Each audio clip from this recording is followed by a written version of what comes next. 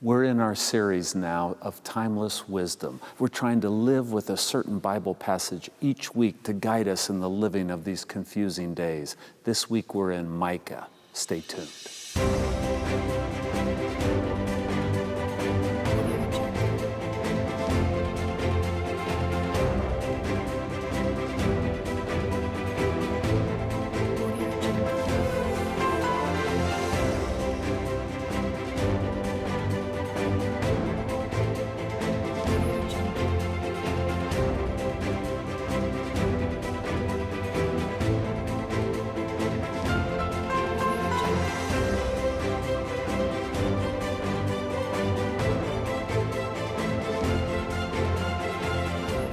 Welcome to Reach Out and Live, a program of music, scripture, and sermon brought to you each week by the many viewers and members of First-Plymouth Church, Lincoln, Nebraska.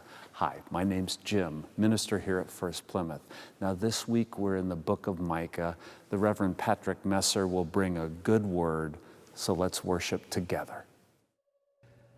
This fall at First-Plymouth, we are uniting around this theme, timeless wisdom for a time such as this, 12 essential scriptures. In these difficult and confusing times, a time of social distancing and less cohesion as a community, the love and the wisdom embedded in our tradition can hold us together and help us forge a way forward. So it's time to stand on the firm foundations of the historic faith. There are 12 passages in Scripture that display the deep values that can guide us in the living of these days. 12 passages that especially remind us of the core values of love, justice, nonviolence, care for the vulnerable, faith, forgiveness, and fortitude in suffering. In a time of chaos and uncertainty, it is our core values that we must reclaim and reinvest ourselves in. It's time to reclaim timeless wisdom. Timeless wisdom for a time such as this.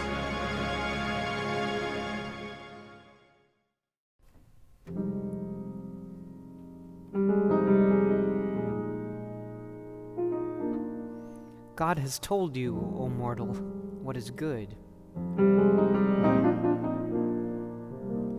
And what does the Lord require of you but to do justice and to love kindness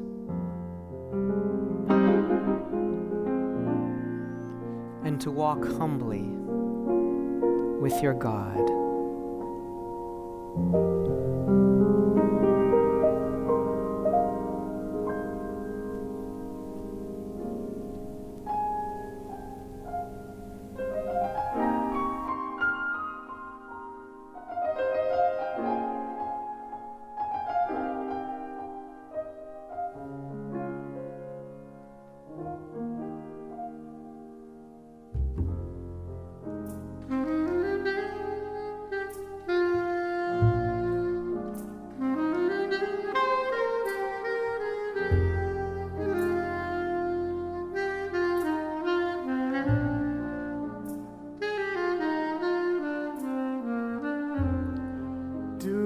Justice,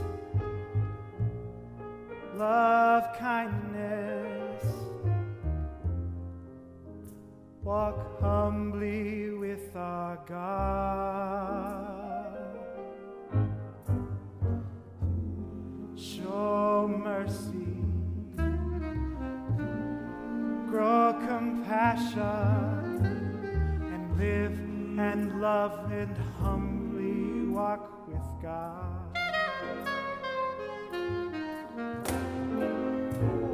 Let others be the clanging cymbal. Let others have their boast or brag. And let them brag. Let others claw and cling to the thing their eyes see. But let me walk humbly, so humbly with thee. Do justice,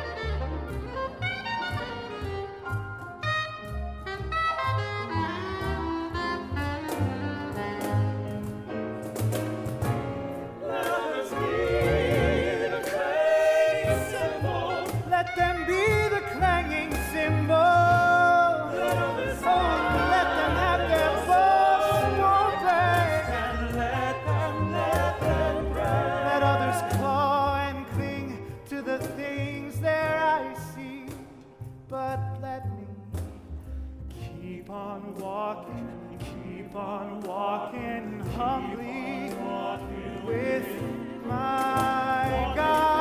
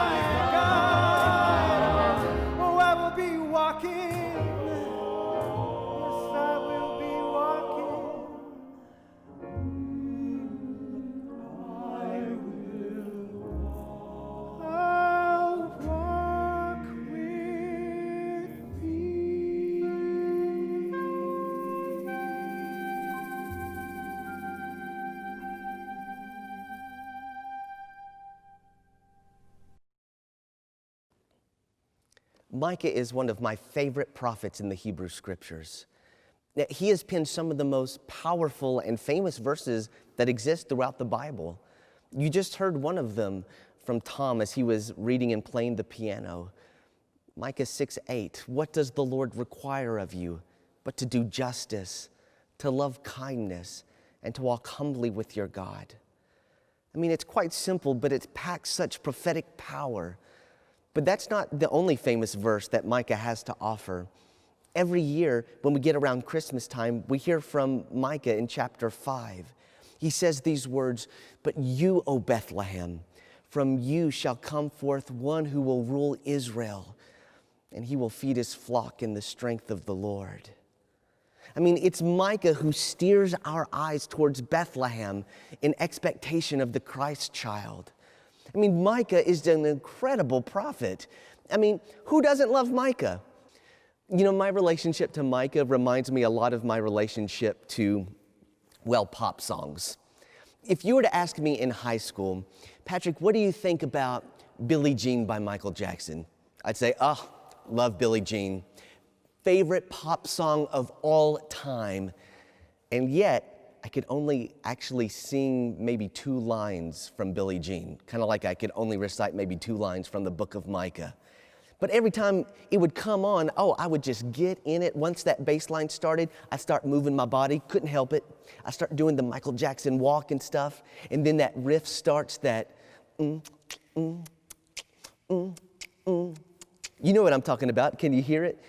And then once the word starts, I could erupt knowing that one lyric. She was more like a beauty queen from a movie scene. And then right after that, my voice would just kind of trail off into a low mumble, not really knowing what's being said. But then we'd get to the chorus and I'd just shout out, "Billie Jean's not my lover." But that's really all I had to offer in terms of knowledge of the lyrics. But it was my favorite pop song. So notice what's going on. It's my favorite pop song. I only know 2 lines, and I have no clue as to who Billie Jean is, why we're singing about her. Well, when I was in college, I was in the library writing a paper, and I had my headphones in, and I was just listening to a playlist, and Billie Jean comes on. And so I'm looking for any reason to do something other than write my paper. And so I just Googled the lyrics to Billie Jean. And what I discovered was quite a tortured tension in the story of the song. I mean, it starts out about Billie Jean, we know that, more like a beauty queen from a movie scene, and she invites MJ onto the dance floor. They start dancing, but it gets a little hot and heavy, like no room for Jesus between those two. And it starts to cause a scene, and everyone in the room suddenly turns and looks and stares at what's going on between Billie Jean and MJ, and some of the people in the crowd are wishing that it was them dancing with Billie Jean. Well, you fast forward in the song, and it turns out that Billie Jean has a child and claims that MJ is the father, and then MJ is saying, no, Billie Jean's not my lover. The kid is not my son. And And then MJ starts reflecting on the voices that have been around him all the time, giving him advice that you've got to be careful. You can't be this playboy that's going around breaking hearts, that sooner or later it's going to catch up to you and cause trouble. And he even hears the voice of his mom that's telling him that if you're not careful, lies will start to be treated like the truth. They'll get traction. And then we see that the courts are involved, and it sides with Billie Jean that the kid is his son. And then finally, Michael sees a picture of his son and sees that the kid's eyes are like his. And then from then on in the song, he starts calling the baby my baby. And so the reality is slowly sinking into MJ. This is my son. Oh my goodness, what am I going to do? But yet the chorus keeps going on. Billie Jean's not my lover. I mean, whew. There's a lot going on in this song.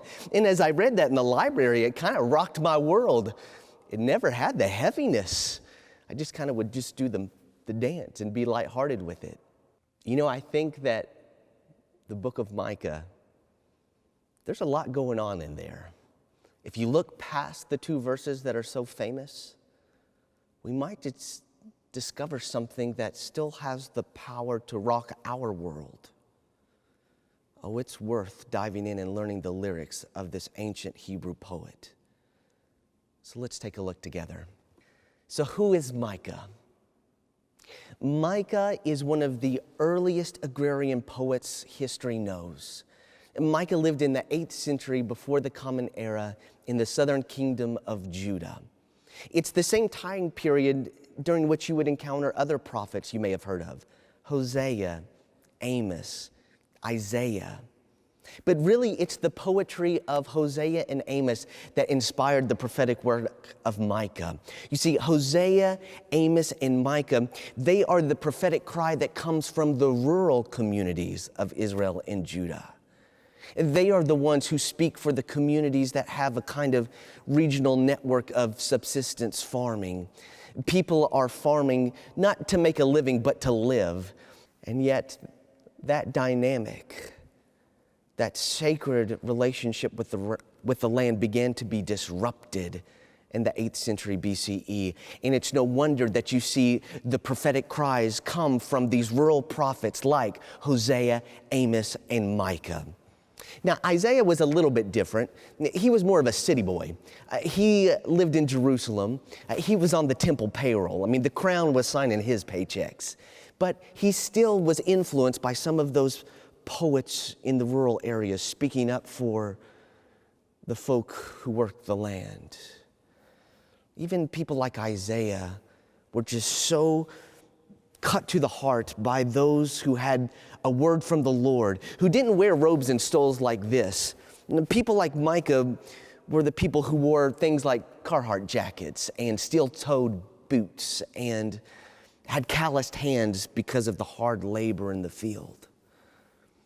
Hosea, Amos, and Micah, they had to divert their attention away from the flocks and the crops because the economy was starting to shift in ways that were not aligned with the heart of God. And so their poetry erupts out of this change. Here's what's going on.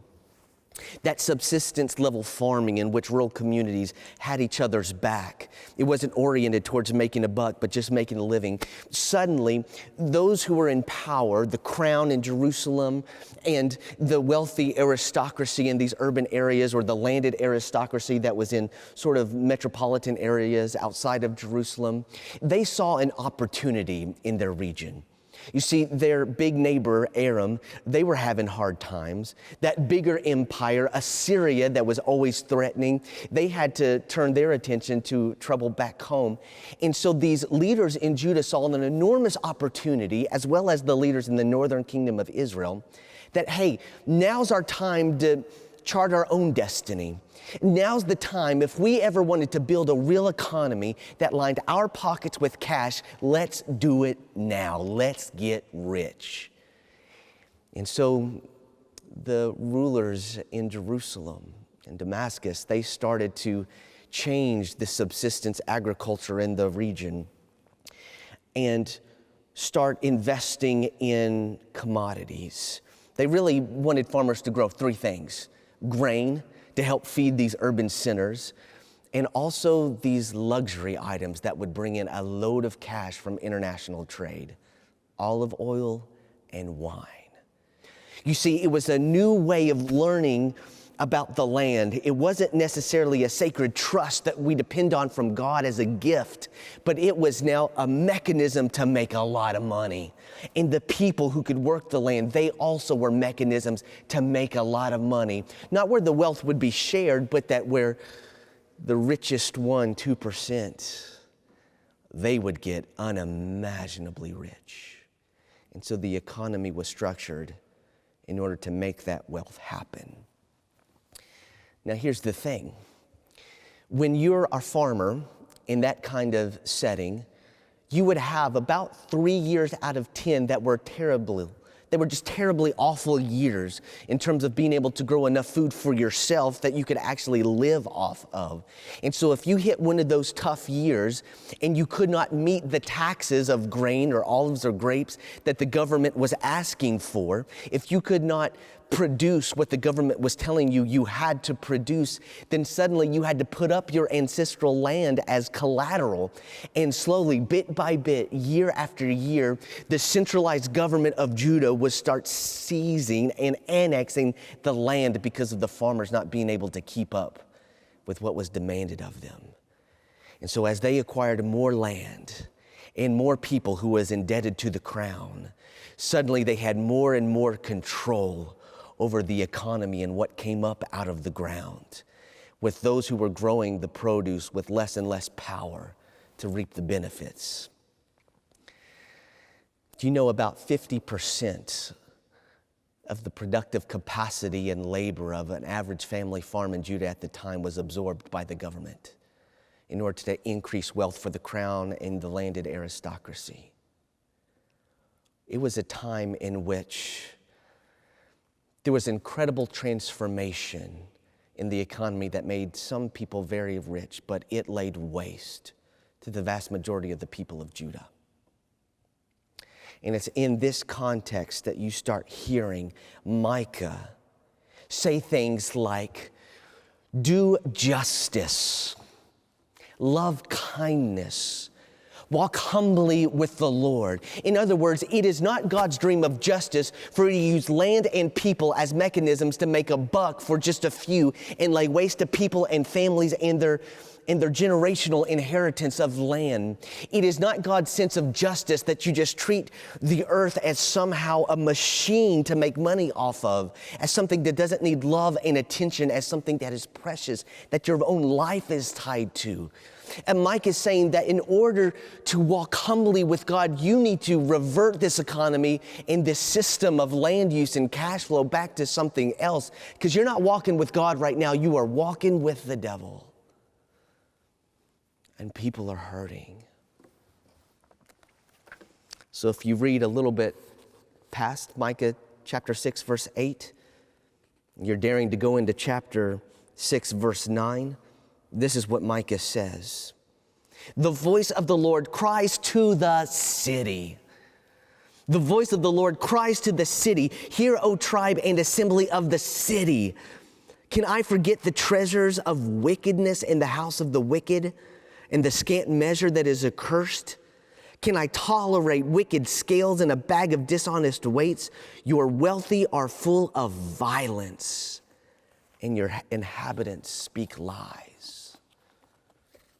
Micah says to all that money and all of the luxury that's being soaked up in the city, it is blood money. People are being crushed to make that money. And God isn't having it. So what does the Lord require of you? To do justice. Change your economy, change your practices, change the way that wealth is distributed, change your relation to the land. That's justice. What is kindness? To actually treat people as human beings that are of worth beyond what money they can make. What is walking with God? Not this, something else. Stop doing such violence and calling it a robust economy. You know, it's no wonder Micah dreams of a messianic figure that comes not from Jerusalem, but from that rural town of Bethlehem. One who will rule not like a king who's an economic mind, but rules like a shepherd who cares for his sheep. You know, I wonder if Micah were to be roaming around Lincoln today, what that prophetic voice might say. It's always a dangerous question to ask. If we had a prophetic voice like that in our time and place, what would that voice say? Well, we know if there was a prophet like that, she wouldn't be from Lincoln. No, she'd probably come from like Milford. And if she were to come this way to Lincoln, she might go over to the Capitol building and say, you know what? Our economy, the way agriculture works in our world today, it's not like it did before World War II when small farms seemed to just flourish and be everywhere. No, we have a lot smaller percentage of people who farm, and it's absorbed in an agri-economy that leaves little say for the individual farmers. We don't live off of local food. No, we're in a much wider system that we have very little control over. And yet now when we're in a time of economic slowdown and a pandemic and people are losing jobs, people are going hungry. And yet here is what the government did in Nebraska, the prophet might say. She might say that of all the states in the union, all of the states accepted continued assistance of maximizing SNAP benefits for those who could use it except Nebraska. Nebraska's governor turned down the maximization of SNAP benefits because he wants things to get back to normal. Oh, a prophet like Micah might say here in Lincoln, how could you turn your back on those who are hungry? How could we be so uniquely dismissive of the need? You know, I imagine that Micah might look at our economy as a country and say, you call this the best economy in the history of the world, but you know what I see? I see that out of the $98 trillion of household wealth that exists in America, 90% of it is held by only 1/5 of the population. Out of the $98 trillion of wealth that exists by households in America, the poorest 40% have none of it, or at least $6,000 of debt. Oh, I think the prophetic voice of Micah says, you might call that an economy, but I call it not walking with God, but walking with the devil. It is making money for a precious few at the cost of the many. Oh, if Micah were here or a prophetic voice like him was here, I think that prophetic voice might say, you know what? We've learned in a pandemic that the most essential workers in our midst make the least amount of money. Those working at grocery stores, serving at restaurants, the people who are teaching our kids in schools, the people working our meat packing facilities. They are the ones who are putting their lives on the line, and yet we pay them a mere pittance compared to what other people in other lines of work make. I think Micah might say to us, pay people what they're worth. At the very least, pay them a living wage. Treat them like they're people of value and not try to squeeze another buck off of cheap labor.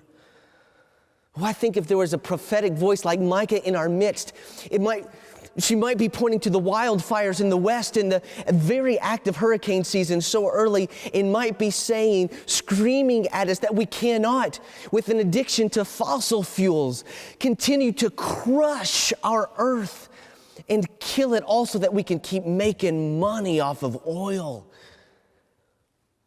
It's not walking humbly with God. It is walking with the almighty dollar and laying waste to human beings and the precious earth that is a gift from God that we need. Oh, Micah might have something to say to us. But my friends, here's the good news. Micah believed it was still possible for us as individuals and as communities to do what the Lord requires, to do justice, to love kindness, and have the kind of world that shows we walk humbly with God. We value people and we value the earth. God's love can still be at work in you to rock this world. Let's do what the Lord requires. Amen. It's wonderful that we could worship together, to walk humbly with our God together. Do you know you can watch the worship services live every Sunday at 9 or 10:30 on YouTube, Facebook Live, or our website, and all of this is made possible by friends like you and the members here at First-Plymouth Church, Lincoln, Nebraska.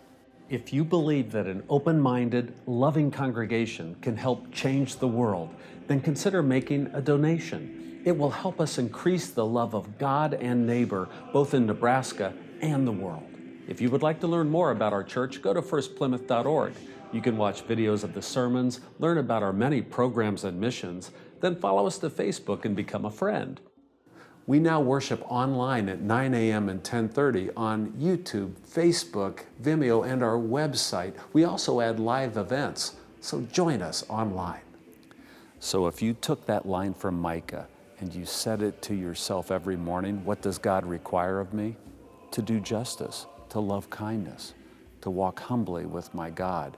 If you set that intention at the beginning of every day, you would walk through that day more gracefully, and then all together we can reach out and live.